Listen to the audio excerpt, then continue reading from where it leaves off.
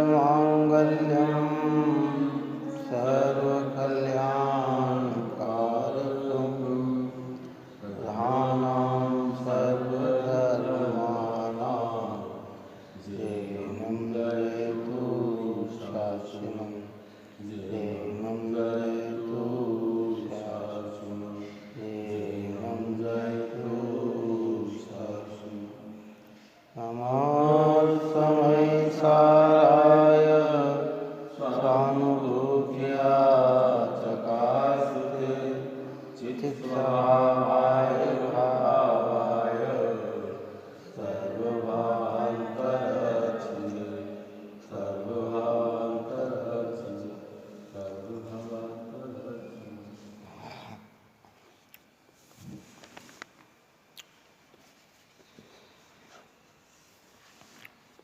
Class अपना 49 number का चल रहा था।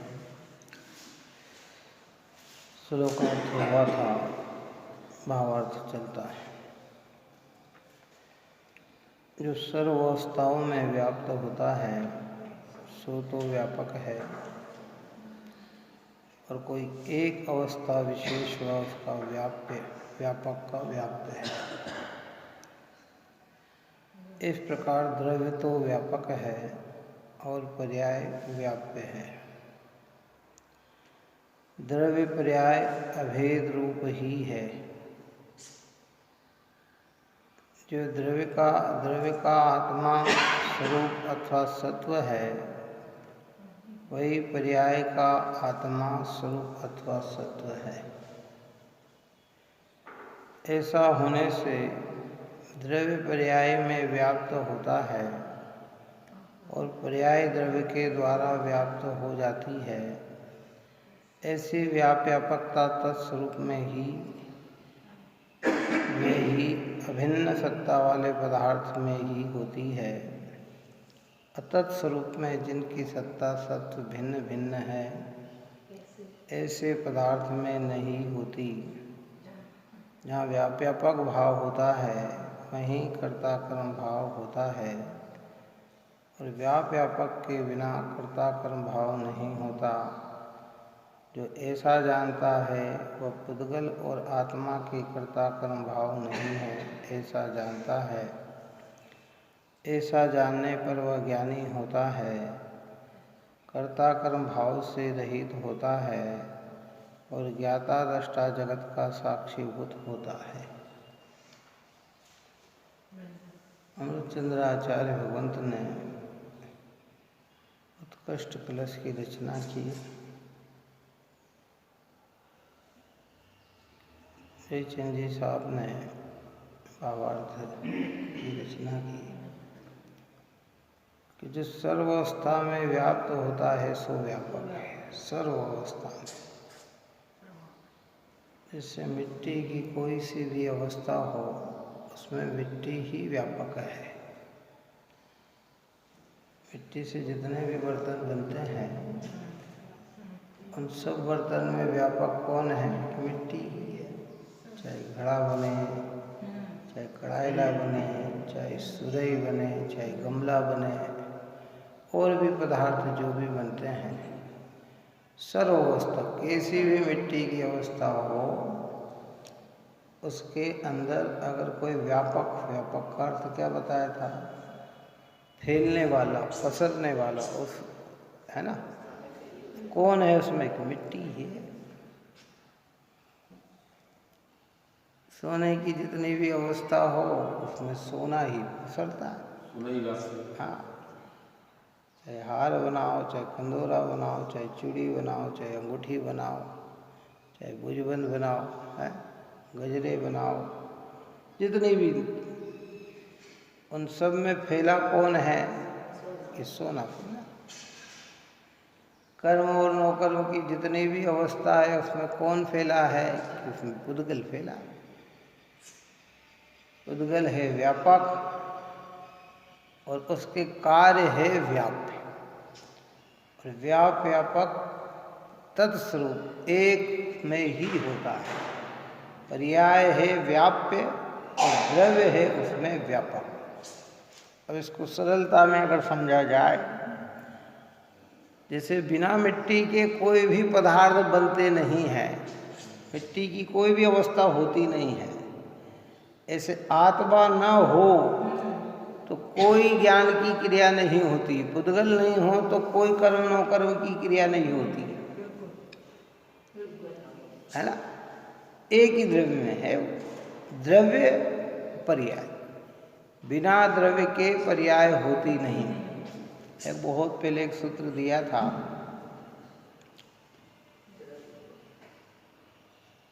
सूर्य सागर जी महाराज की महाटन नाम की किताब है, उसमें आया था कि सत बिना द्रव्य नहीं। क्या कहा? सत ये नहीं, क्या अस्तित्व, मौजूदगी। अगर सत नहीं है, सत्ता नहीं है, तो द्रव्य नहीं है, द्रव्य ही नहीं है।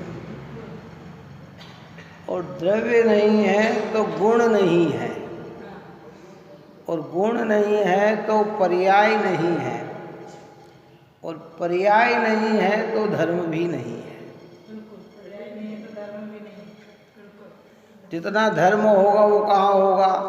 पर्याय में। सम्यक दर्शन पर्याय, सम्यक ज्ञान पर्याय, सम्यक चारित्र पर्याय, मोक्ष पर्याय, अरहंत दशा पर्याय, ये सब पर्याय है। और आत्मा ही नहीं हो तो ये पर्याय कहाँ से हो? सिद्ध अवस्था हो ना, इसलिए अपन ने कहा सिद्ध अवस्था। अवस्था कहते हैं पर्याय को। किसको कहते हैं? अब आत्मा ही नहीं हो तो सिद्ध अवस्था किसकी? आत्मा ही नहीं हो तो अरहंत अवस्था किसकी? आत्मा ही नहीं हो तो मुनि दशा किसकी? क्या मुनि दशा यानी सम्यक दर्शन ज्ञान और चारित्र रूप। जब जब मुनि दशा की बात करते हैं तो वहाँ सम्यक दर्शन ज्ञान चारित्र को मुख्य करना। अंतरंग तो ये, और बहिरंग निर्ग्रंथता,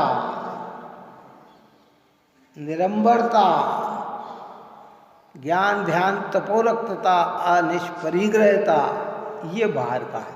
भीतर में तो रत्नत्रयी और बाहर में ऐसी दशा।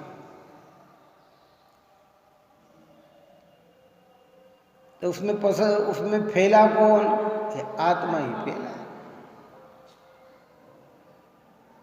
तो ये सत्व है। पर्याय के बिना द्रव्य नहीं रहता, और द्रव्य के बिना पर्याय नहीं रहती। कोई कहते साहब द्रव्य ही अकेला पर्याय होती नहीं, तो कहे वो होता ही नहीं है। और कहता पर्याय तो है पर द्रव्य नहीं है, तो ऐसा भी नहीं होता है। पूर्व में दृष्टांत दिया था, लहर उत्पन्न हो रही है तो समुद्र है, और समुद्र होगा तो लहर तो होगी ही होगी। जिसमें लहर उत्पन्न हो उसका नाम समुद्र नहीं होता, उसका नाम नदी होती है, तालाब होता है। अगर समुद्र है तो उसमें लहर उत्पन्न होगी। समुद्र है तो लहर, द्रव्य है तो पर्याय है, वो पर्याय है व्याप्य और द्रव्य है व्यापक। उस लहर में कौन परिणमा? कि समुद्र ही परिणमा। कौन परिणमा? अब ये और आगे भेद ज्ञान कराकर स्वरूप की दृष्टि बनाते हुए आचार्य ये भी कहते हैं कि भैया द्रव्य त्रिकाल होता है, पर्याय एक समय की होती है, तो पर्याय के विकल्प को छोड़ और द्रव्य स्वभाव को देख। तो जो द्रव्य स्वभाव को देखेगा वो भी पर्याय है, और द्रव्य स्वभाव देखकर जो आनंद प्रकट होगा वह भी पर्याय में होगा। काय में होगा? आनंद कहाँ आएगा? ध्रुव स्वभाव में तो आनंद भरा हुआ है। निगोदिया जीव के भी ध्रुव स्वभाव में आनंद है, आप और हमारे भी ध्रुव स्वभाव में आनंद है, लेकिन वो आनंद का वेदन तो पर्याय में होगा ना। अगर पर्याय और ध्रुव का अवलंबन न ले तो आनंद का भोग ही नहीं करता है। और वो आनंद का अवलंबन लिया और जो आनंद प्रकट हुआ तो वो कार्य हुआ, वो व्याप्य और आत्मा उसमें व्यापक। घड़ा व्याप्य और मिट्टी उसमें व्यापक। और सर्व अवस्था में आत्मा की सर्व अवस्था में आत्मा ही परिणमता है। अशुद्ध भाव में भी आत्मा परिणमता है, शुद्ध भाव में भी आत्मा। लेकिन यहाँ अशुद्ध भाव को निमित्त की अपेक्षा पौद्गलिक कहा है। क्या कहा है? परद्रव्य के लक्ष्य से उत्पन्न होने वाले, विभाव परिणाम होने वाले आत्मा के स्वभाव में नहीं है, इसलिए वे कर्म के परिणाम है, तो कहते हैं ये पुद्गल है। अभी तो आगे ये कहेंगे कि इसके अंतरंग, मध्यम और सब में पुद्गल ही परिणमता है, जिसको कहते हैं विकार प्राप्य और निवृत्त, प्राप्य विकार और निवृत्ति, जिसकी चर्चा 76वीं गाथा से चालू करेंगे। विषय तो कठिन है ये, इसलिए यहाँ ये कह रहे हैं कि भाई इस प्रकार द्रव्य तो व्यापक है और पर्याय व्याप्य है। द्रव्य पर्याय अभेद रूप ही है। कैसा है? अभेद। द्रव्य पर्याय अभेद है, एक है, सत्व रूप है। लक्षण की अपेक्षा, बदलने की अपेक्षा उसको विनाशिक कहा। भेद करके तो गुण भेदों का, बहुत सारे गुणों की पर्यायों का भेद करके समझाया, लेकिन वो सब अस्तित्व सत्व किसका है? कि वो आत्मा का ही सत्व है ना। हम कहते हैं अभी ऊपर में अपन ने कहा कि भाई ये आश्रव भाव कैसे हैं, कि निबद्ध भाव हैं, या आश्रव भाव कैसे हैं, कि ये अपने नाम से दूसरा शब्द जो कहा अनित्य है, असरण है, अध्रुव है, अध्रुव है, असरण है, अनित्य है, दुख रूप है, फल ही जिनका दुख है, ये आश्रव, ये आश्रय से। और द्रव्य दृष्टि से दिखाया भगवान आत्मा कैसा है, कि वो स्वभाव रूप है, ज्ञाता स्वरूप है, वह अध्रुव नहीं ध्रुव है, वह नित्य नहीं नित्य है, वह शरण नहीं शरण भूत है, वह दुख रूप नहीं सुख रूप है, और जिसका फल भी सुख है, वो ऐसा है। वहाँ आत्मा और आश्रव का भेद समझाया। क्या समझाया? है ना, भेद समझाया। अब यहाँ आचार्य भगवंत हमें कह रहे हैं कि जो कर्ता कर्म की जो प्रवृत्ति है वो एक द्रव्य में, एक द्रव्यमय ही होती है, जो तत्स्वरूप होता है उसमें ही होती है, और व्यापक संबंध के बिना कर्ता कर्म का संबंध होता नहीं है। क्या इसे द्रव्य पर्याय अभेद रूप ही, जो द्रव्य का आत्मा स्वरूप अथवा सत्व है, वही पर्याय का आत्मा स्वरूप अथवा सत्व है। जो द्रव्य का सत्व है वही पर्याय का सत्व है। प्रत्येक द्रव्य, प्रत्येक पदार्थ द्रव्य पर्याय, द्रव्य गुण पर्याय युक्त है। तीन ही चीज है, कितनी? द्रव्य गुण पर्याय। अगर अभी अपन ने बहुत अच्छी बात कही सूर्य सागर जी, सत के बिना द्रव्य नहीं, अस्तित्व ही नहीं तो द्रव्य क्या? और वो अगर द्रव्य है तो वो गुणों का समूह है, अकेला द्रव्य नहीं होता। जो कोई भी पदार्थ है उसमें गुण होते हैं, और वो गुण होते हैं तो उन गुणों में परिणमन भी निरंतर होता है। वो परिणमन होता है, उसका नाम है पर्याय। और ये द्रव्य गुण पर्याय को स्वीकार करने का नाम ही, पर्याय के बिना धर्म नहीं, अर्थात इनको स्वीकार करके अंतर्मुख दृष्टि करके अपने अस्तित्व को स्वीकार करता है तो सम्यक दर्शन रूप धर्म की उपलब्धि हो जाती है।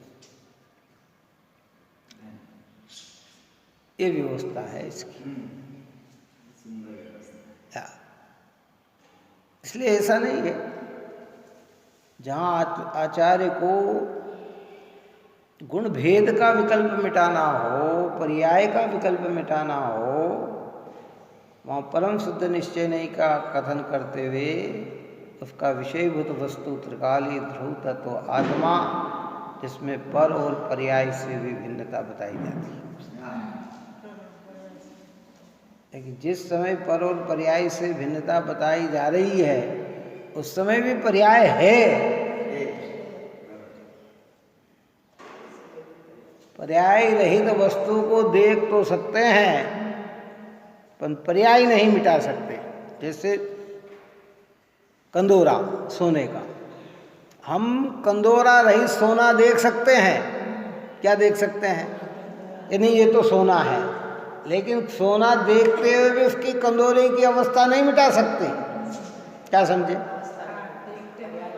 ये चूड़ी बेचने गए साहब, चूड़ी किए स्वर्णकार के लिए, तो हम कह रहे हैं ये चूड़ी है, वो कह रहा है ये सोना है।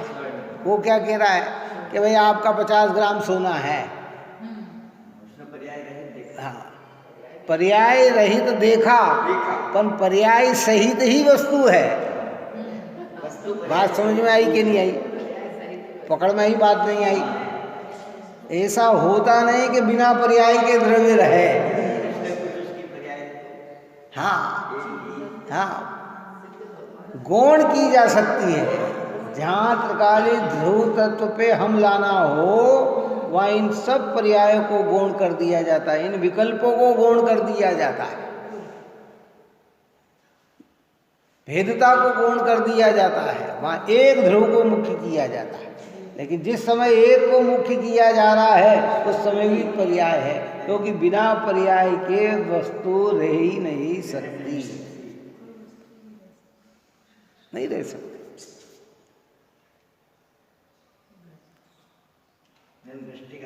हाँ, मतलब हाँ हाँ, अब सिद्ध भगवान जीव द्रव्य है, तो ये जीव द्रव्य है तो सिद्ध भगवान में पर्याय है कि नहीं है? हर गुण की पर्याय है। कौन से गुण की पर्याय सिद्ध भगवान के अंदर में है? ज्ञान गुण में अनंत ज्ञान, दर्शन गुण में अनंत दर्शन, सुख गुण में अनंत सुख, वीर गुण में अनंत वीर, सूक्ष्मत, अवगानत, अव्यबाधत, अगुलभूत्व, निरामयी, निरंजन, निराकार, निर्द्वंद, निर्मम, निर्मल, ये सब उनके अंदर है। ये क्या है? पर्यायी तो है। बात ही समझ में नहीं आई। ये सब चीज उनमें है।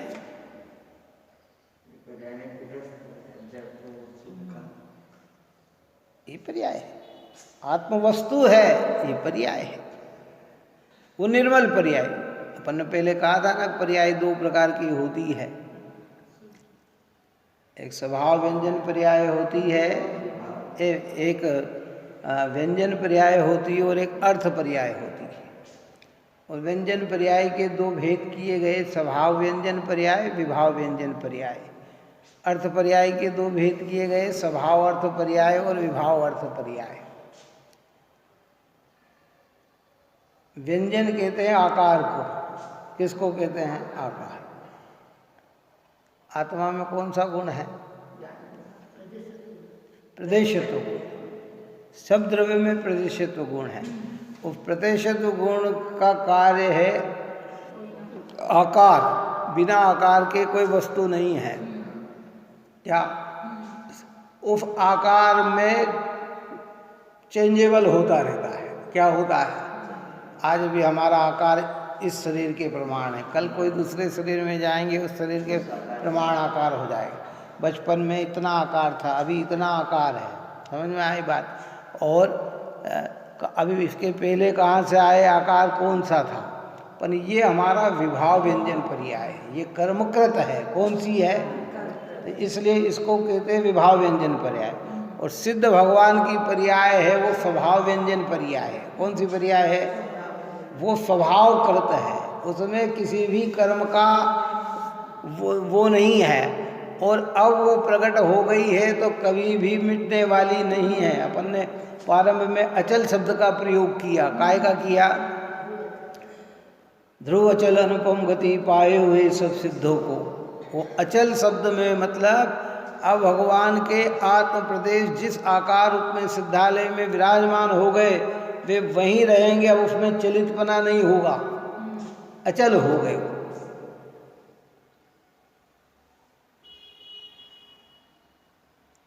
क्या गजब की बात है भाई, एक वो स्वभाव है। ऐसे ही विभाव अर्थ पर्याय है मोह राग और द्वेष। विभाव पर्याय है मति श्रुत अवधि मन पर्याय ज्ञान। विभाव पर्याय है दुख। विभाव पर्याय है कुपुरुषार्थ। आत्मा के गुणों का जितना विपरीत परिणमन है वो विभाव अर्थ पर्याय है। क्या है? और जब स्वभाव का अवलंबन लेकर ये जीव स्वभाव अर्थ पर्याय प्रकट कर लेता है तो निर्मल पर्यायों का जन्म हो जाता। अब शादी अनंत काल तक वही बनेगी। श्रद्धा गुण में निर्मलता प्रकट हो गई, छाया एक सम्यक तो हो गया, अब वो कभी मिटने वाला नहीं है। दर्शन गुण के अंदर अनंत दर्शन प्रकट हो गया, कभी मिटने वाला नहीं है। चारित्र गुण के अभाव में अनंत सुख प्रकट हो गया, कभी मिटने वाला नहीं है। ज्ञान गुण में अनंत ज्ञान प्रकट हो गया, मिटने वाला नहीं है। वो स्वाभाविक है। स्वाभाविक अर्थ पर्याय। अर्थ कहते हैं गुण, गुणों की पर्याय। व्यंजन कहते हैं आकार, आकार की पर्याय। ये दो प्रकार की दोनों, विभाव स्वभाव, विभाव पर्याय। बैठे बैठे विचार करना चाहिए, इनको ख्याल में लेना चाहिए। ख्याल में लेने से हमारा क्या है कि उपयोग हमारा केंद्रित होता है। मेरा ज्ञान गुण है, ज्ञान गुण में कितनी पर्याय, क्या पर्याय, पर्याय का मतलब क्या? अवस्था, हालत, दशा, परिणाम, परिणति, भाव, ये सब पर्याय के नाम है। इन सबको पर्याय कहते हैं। अभी मेरे भाव कैसे थे, अभी भाव कैसे हो गए, अभी जानना कैसा था, अभी जानना कैसा हो गया। क्यों है? तो बदला चेंज हुआ ना कि नहीं हुआ? तो जो चेंज हो वो पर्याय, और जो बना रहे सो द्रव्य।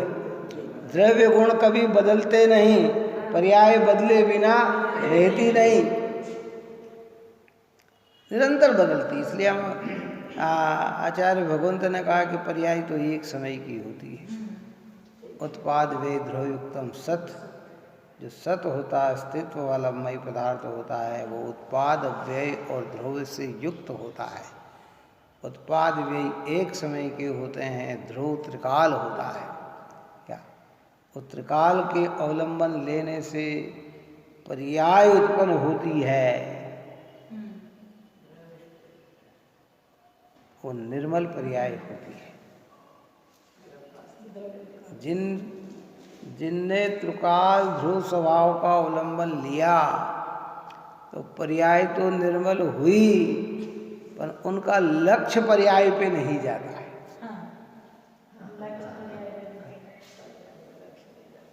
इतनी अद्भुत बात है ये। हाँ हाँ, तो निर्मल कहलाती है भाई।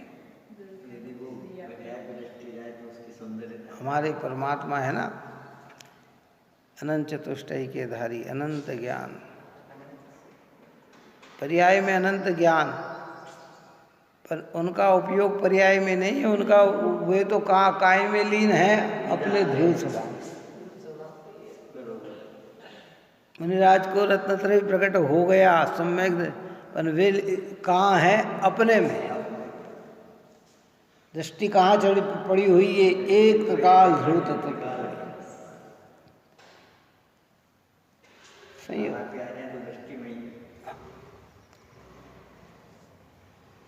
ऐसी व्यापकता तत्स्वरूप में ही अभिन्न सत्ता वाले पदार्थ में ही होती है। अभिन्न सत्ता, जिनकी सत्ता एक है,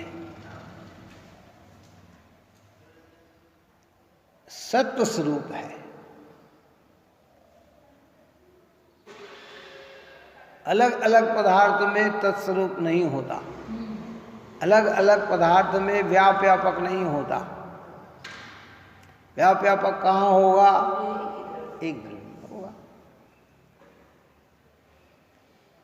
अब जितने भी पदार्थ देख लो, आत्मा व्यापक, तो उसकी अवस्था व्याप्य है।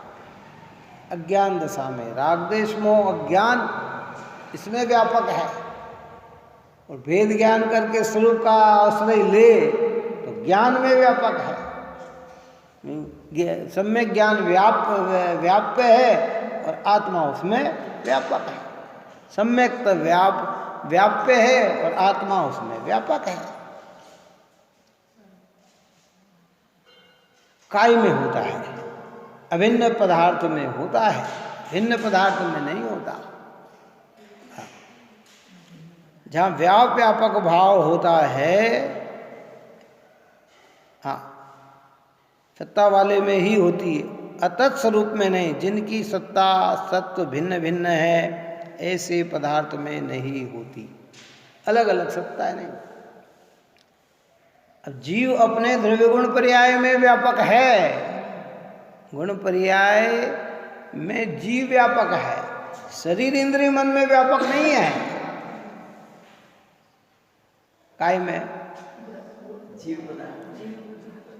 हम काय में व्यापक हैं, हम का मतलब आत्मा अपने पर्याय में व्यापक हैं, पर्याय व्याप्य है।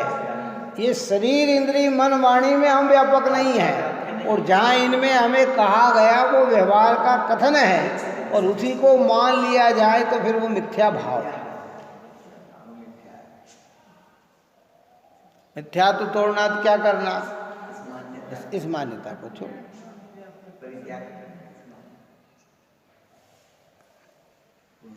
क्या है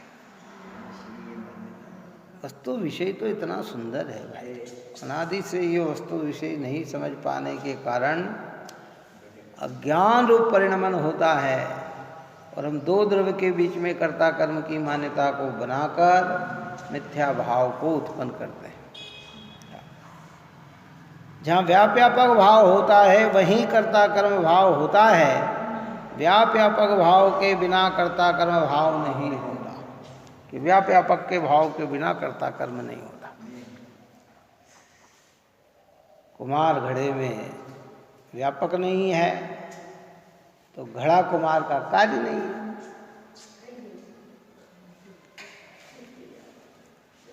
कुमार घड़े बनाने का विकल्प करता है, भाव करता है, वो भाव में कुमार व्यापक है तो वो उसका व्यापक है, घड़ा उसका व्याप्य नहीं है और वह घड़े में व्यापक नहीं है। ऐसे ही हम परद्रव्य के कार्य करने का भाव करते हैं, वो भाव में हम परिणमे हैं, वो कार्य में हम नहीं परिणमे। कार्य में तो वही परिणमा जिसमें कार्य हुआ। बोलने का भाव किया ना, ये भाव में हम परिणमे हैं। कौन परिणमे? अभी प्रमाण ज्ञान से बात कर रहे हैं। जब नई ज्ञान की बात करेंगे तो बोलने का भाव राग है, और ज्ञान और राग में फिर तत्व में दो में भिन्नता करेंगे तो कहते इसके राग के ज्ञान रूप आत्मा परिणमा है, राग रूप तो आत्मा भी नहीं परिणमा। हाँ, ये तो आगे की बात है। अभी तो दो द्रव्य की चर्चा कर रहे हैं, तो इतना समझना पहले तो।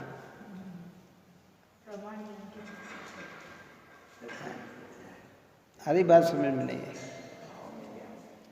बोलने के भाव में परिणमा, भाषा में तो पुद्गल परिणमा। कौन परिणमा? कर्ता कर्म इसका किसके साथ है? पुद्गल के साथ। अब मानता है मैं बोल रहा हूं, तो ये हमारी मान्यता मिथ्यात्व की।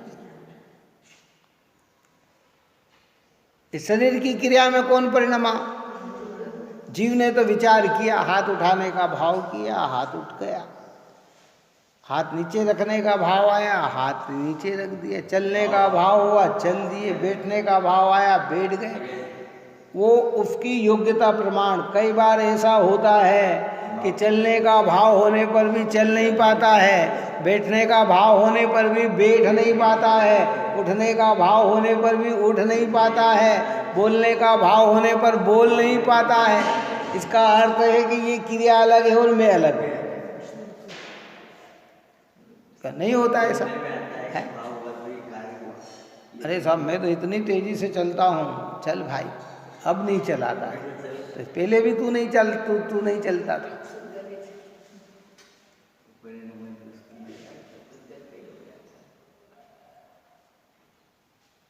उठ जाओ, हो जाते कई, उसको निमित्त रूप में हम कहते हैं बीमारी हो गई है, भैया उठो उठो। कई लोगों को उठने में 2 मिनट लग जाते हैं, 3 मिनट लग जाते हैं, बैठने में धीरे धीरे धीरे इतना लग जाता है। तो पहले क्या आदमी फट से बैठ गया, फट से उठ गया, तो कि ये सब स्वतंत्र परिणमन है। भाव में कौन परिणमा?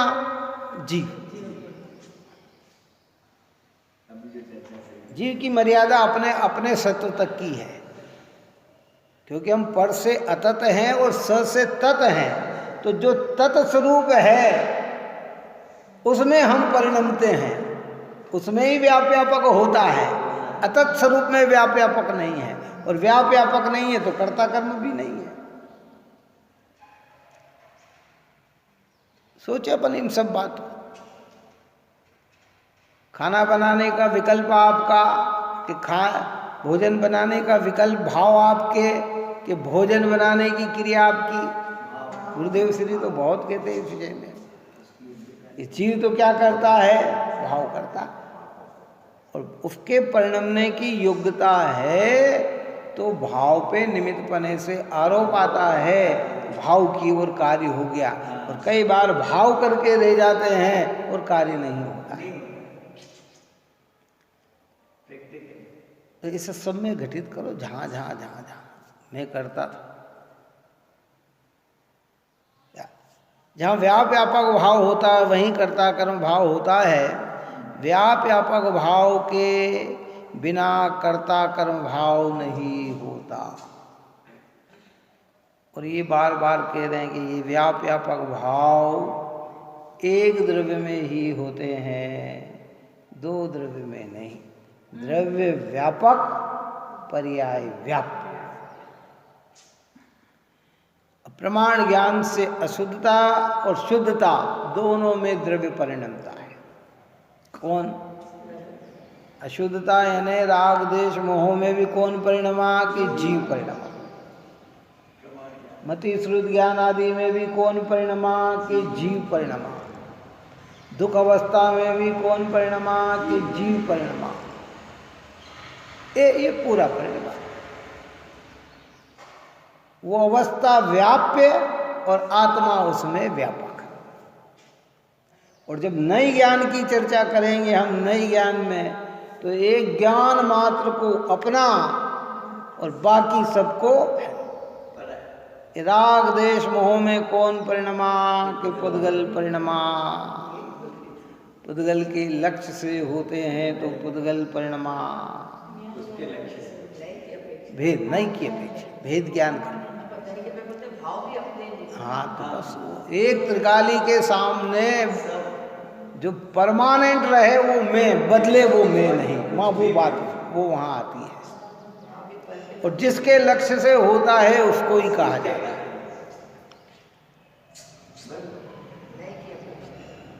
व्यवस्थित व्यवस्था है। तो इसमें शंका नहीं करना। लोक व्यवहार में भी ऐसा ही होता है। बच्चे को जन्म देती है माता, लेकिन पिता के लक्ष्य से होता है तो नाम पिता का होता है। किसका होता है? जन्म कौन देती? तकलीफ कौन भोगती? 9 महीने माँ भोगती है ना। और नाम किसका चलता है? पिता का ही नाम चलता है। वर्तमान में भले कुछ लोग नाम बदल दे, वो बात अलग है, लेकिन अनादि परंपरा किसकी है? आदिनाथ भगवान के कितने पुत्र थे? क्यों? 101। नंदा सुनंदा का नाम नहीं आया कि नंदा के पिता उनके कौन थे? भरत जी के पिता कौन थे? कि आदिनाथ भगवान। जन्म किसने दिया? माता ने दिया। ऐसे कहते हैं कि ये रागादि जितने भी भाव हैं, ये कर्मों के उदय। कल अपन ने परसों बात करी थी अंतरंग निमित्त और बहिरंग निमित्त।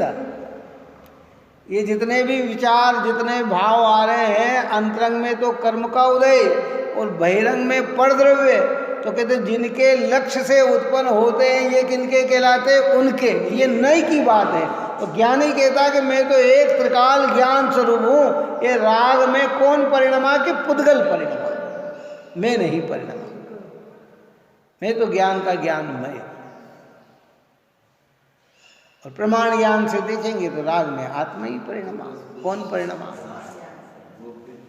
वो विभाव भाव है। इसलिए तो कहा कि ओदिक भाव किसके हैं? कि जीव के हैं। क्यों? तत्वार्थ सूत्र में 5 भाव कहे ना, उपसम भाव जीव का, चोपसम भाव जीव का, ओदिक भाव जीव का, क्षयिक भाव जीव का, पारिणामिक भाव जीव का। ये किसके भाव हैं? कि जीव के हैं। अब उसमें सबकी मर्यादा बता दी कि पारिणामिक भाव जो जीव का है वो त्रिकाल है, ओदिक भाव जो जीव का है वो अनादिकाल से है, पंचांत होने वाला। क्षयिक भाव जो जीव का है वो साधी अनंत काल है।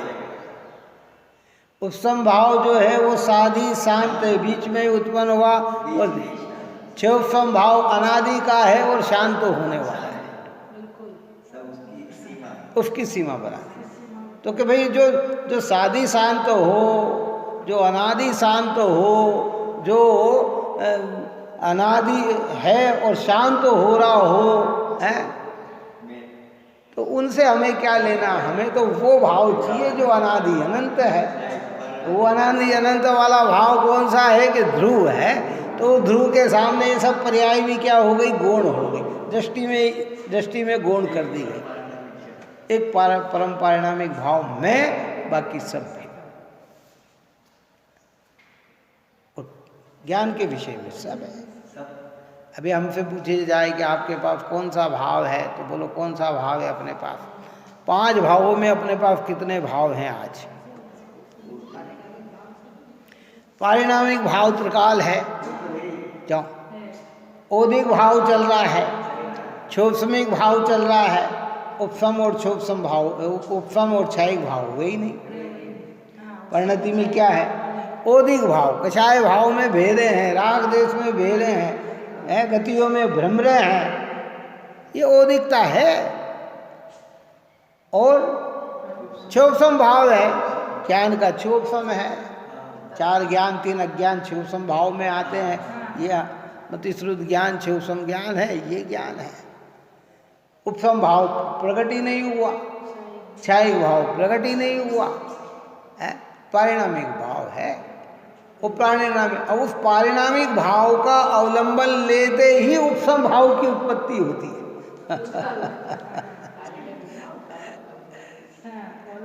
बात ही समझ में नहीं आई, देर नहीं लगती। वो होते हैं ना क्या, पारस मणि को लोहा छूते ही कंचन हो जाता है।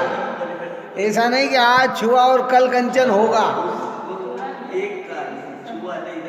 जैसे लोहे ने छुआ कि वो स्वर्ण बन जाता है, ऐसे कहते त्रिकाली ध्रुव तत्व पारिणामिक भाव अनादि अनंत परम शुद्ध निश्चय नहीं का विषय जो त्रिकाल ज्ञायक स्वरूप है, उसमें दृष्टि जाते ही उपसम भाव की शुरुआत हो जाती है,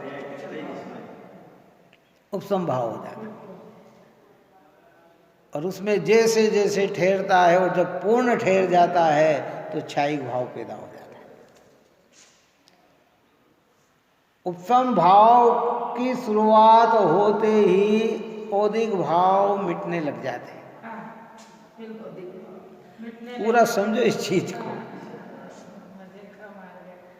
उपसम भाव की शुरुआत हुई ना तो मिथ्यात्व अनंतानुबंधी मिटने लगे, मिट गए। ओदिक भाव में से ये भाव निकल गए।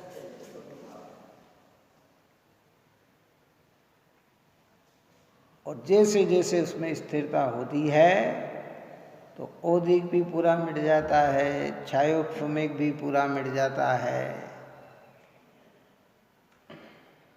उपसम भाव भी मिटने लगकर क्षयिक भाव हो जाते हैं। तो फिर 2 ही भाव रहते हैं।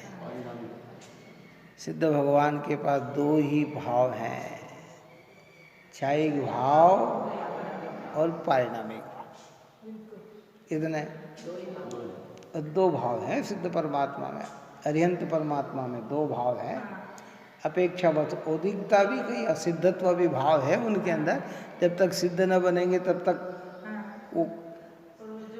वो कषाई संबंधी नहीं है, वो भारी संबंधी।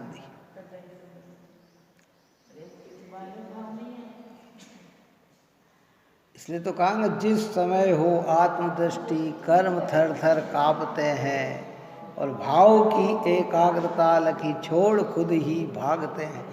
जहाँ त्रिकाली ध्रुव तत्व की दृष्टि हुई है कि कर्म थर थर थर थर मिथ्यात्व अनंतानुबंधी थर थर कांपने लग जाते हैं कि भैया चलो अब अपना यहाँ बहुत समय तक अनादि से आज तक रह लिए, अब अपने को यहाँ रहने की है।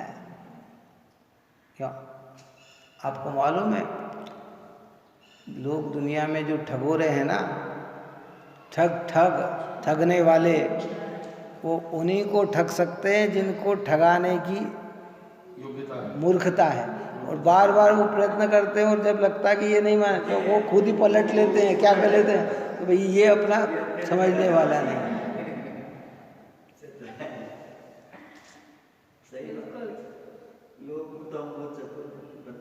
भी बहुत सारे थे, आपको इतना इनाम खुला है, आपका वो भेज देना आईडी कार्ड, ये आधार कार्ड।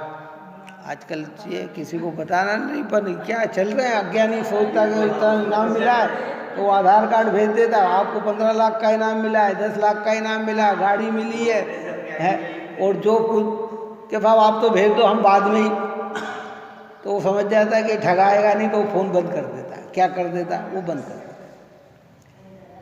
है, ये बंद कर देता। तो ये वहीं तक ठहरते हैं जहाँ ज्ञायक की दृष्टि ना हो।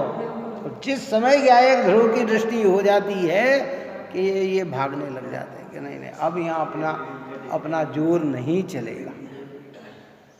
वो दृष्टि को बनाने की ये सब गाथा है कि व्यापक संबंध एक द्रव्य में ही होता है, तत्स्वरूप में ही होता है। और जहाँ व्यापक संबंध होता है वहीं कर्ता कर्म संबंध होता है? अज्ञानी राग देश मोह का कर्ता है, ये सत्य है। कौन? हाँ, ये परम सत्य है।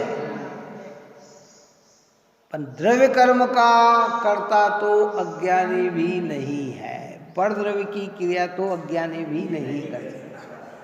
राग देश मोह व्याप्य है और आत्मा उसमें व्यापक है, ये तो होता है। बात समझ में आई? लेकिन जड़ क्रियाओं में आत्मा न व्याप्य है, न वो आत्मा के व्याप्य है, न आत्मा उसमें व्यापक है ना। दृष्टांत देखिए, इसी को पूरा करते हैं कुमार की जैसे कि कुमार हलन चलन की क्रिया में भाव में वो व्याप्य, वो भाव व्यापक, हलन चलन व्याप्य है और कुमार उसमें व्यापक। पर मिट्टी में कुमार व्यापक नहीं है, कहीं से कहीं तक नहीं। ऐसे हर कार्य करने के भाव में हम हैं, पर कार्य तो वो उसी में हो रहा है जिसमें है। बस ये शब्द 24 घंटे विचार करो इसमें, आदान में, प्रदान में, लाने में, जाने में, आने में। कौन परिणमा? वे देखो मैंने कर दिया कि भाई इसमें तू परिणमा के तेरी मर्यादा अज्ञान दशा में, तेरी मर्यादा मोह राग देश की है, विकल्प की है, परिणाम की है? और ज्ञान दशा प्रकट हो जाए तो वो भी नहीं है, तो उन भावों का भी ज्ञाता है, ज्ञातत्व है। हाँ, और ज्ञान दशा में तो भाव का भी करता नहीं। जो ऊपर की गाथा चली कि कर्म के परिणाम को, नो कर्म के परिणाम को जो ना करे, बस मात्र जाने प्राप्त हो सद ज्ञान को, है? बस समझो इन बातों को। ये तो आनंदजनक बात है। तो हम क्या कर रहे हैं कि अपने चैतन्य को भूलकर जड़ पदार्थ की क्रिया के कर्तृत्व को लेके बैठे हैं और कहते हैं करता है।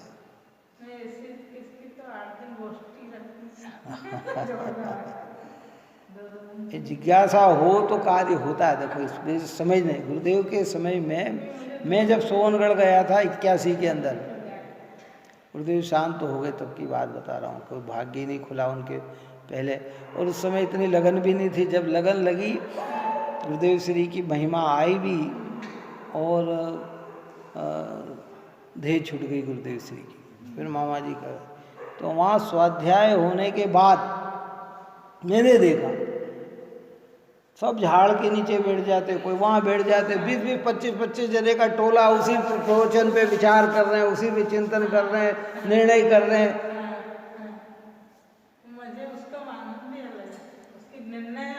और इसलिए वहाँ कितने कितने दिन का शिविर लगता था, एक महीने का, 20-20 दिन का, और 20 दिन तक सब एक ही जगह, एक ही वातावरण। अब आदमी एक ही वातावरण में इधर सुने तो ये बात, उधर सुने तो वो बात, उधर सुने तो वो बात, इधर सुने तो है।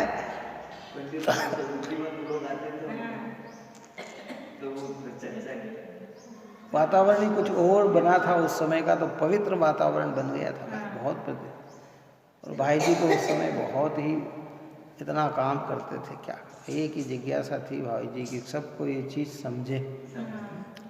तो ये इसमें धीरे से, ये कहीं दूसरी जगह बात नहीं मिलती, ये कहीं दूसरी जगह बात नहीं मिलती, ये बातें ही नहीं मिलती दूसरी जगह।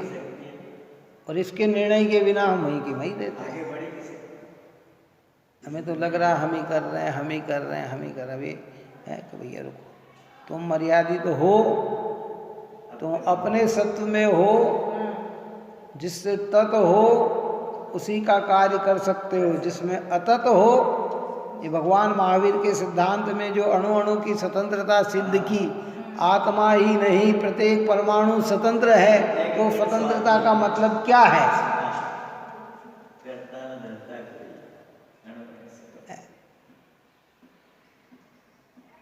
यही तो है स्वतंत्र।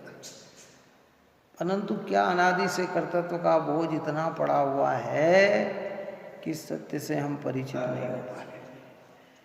अब कहते हैं भैया ये गाथा के आधार से हम विचार करें, क्या लगन तो लगानी पड़ेगी ना, बिना लगन के तो कोई कार्य नहीं होगा। जो ऐसा जानता है वो पुद्गल और आत्मा के कर्ता कर्म भाव नहीं है, ऐसा जानता है।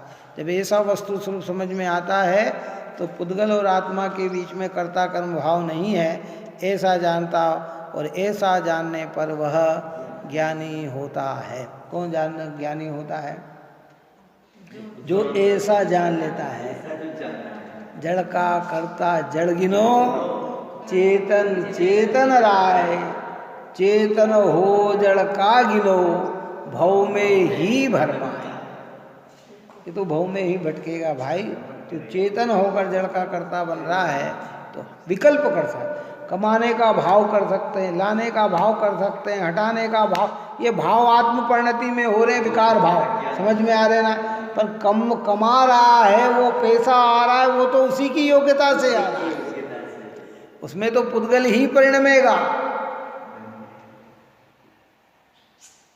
अपने कमाने, और उसका निमित्त कारण हमारे यहाँ कहा लाभांतरी कर्म का क्षोभ सम, पुण्य का उदय, ये उसका निमित्त कारण बता दिया। अगर आपका लाभांतरी नहीं हो तो कितना ही मेहनत करो, पैसा ही नहीं आता। और लाभांतरी कर्म का उदय हो तो सामान्य कार्य में उतना पैसा आ जाता है कि जितना जिंदगी में नहीं आया हो।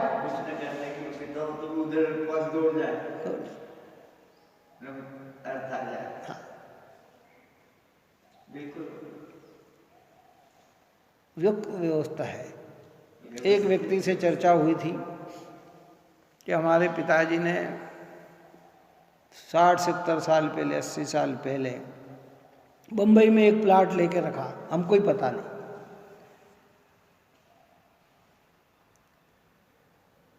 और वो मर गए, देखा तो प्लाट नजर आया और उसकी कीमत कम से कम 6-7 करोड़ रुपए, जिनको पता ही नहीं था। अब वो उसने क्या क्या कमाया? पुण्य का उदय, चीज तो पड़ी थी। और अगर ये मान लो 25 साल पहले समझ में आ जाती तो 1 लाख 2 लाख 10 लाख में बिक जाता। उसका पुण्य का प्रभाव इतना बनना था ना उसको। तो अलग अलग प्रकार ये निमित्त रूप से कार्य में तो वही परिणमता है जिसकी योग्यता होती है। इसलिए कर्तृत्व का बोझ हटाना चाहिए कि नहीं नहीं नहीं। व्यवहार में कहेंगे कि हमने किया, उनने किया। चक्रवर्ती कहता है मैंने अपने बाहुबल के बल पर 6 खंड को जीत लिया, लेकिन भीतर में जानता है कि जिस द्रव्य का जिस क्षेत्र में जिस रूप परिणमना है वही परिणमता है, मेरे करने से नहीं। पर व्यवहार भाषा इस प्रकार की करता है, मेरे में इतनी शक्ति है, मेरे ये है। ये सब निमित्त नैमित्तिकता का है।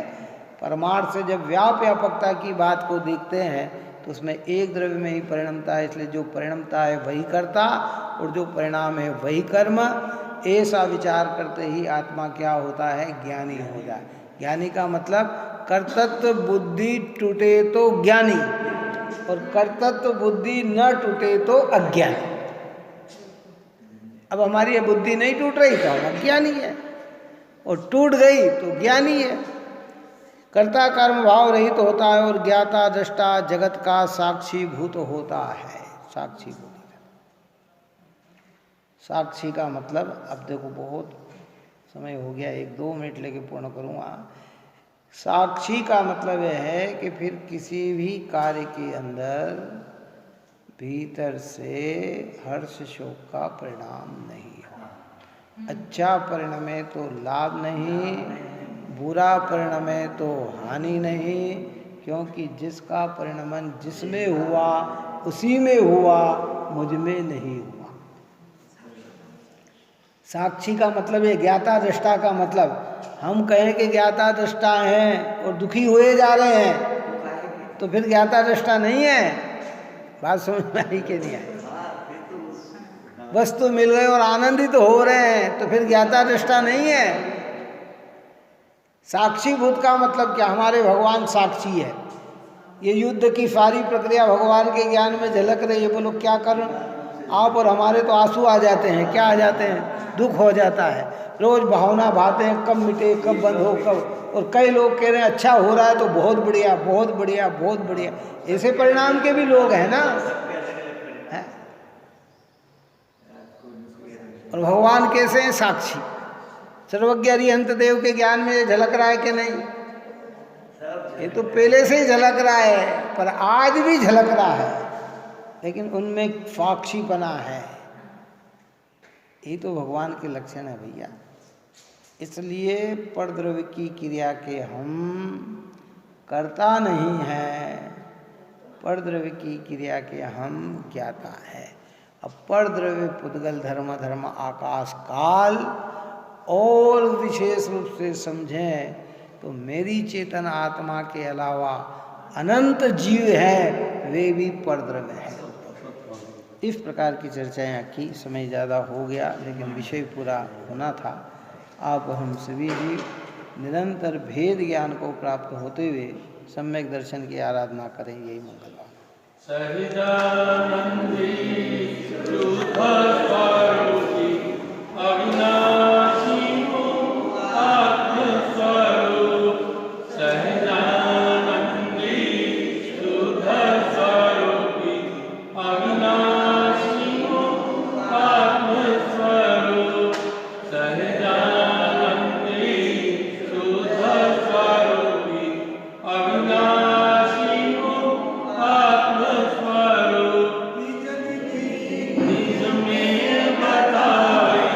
Yeah.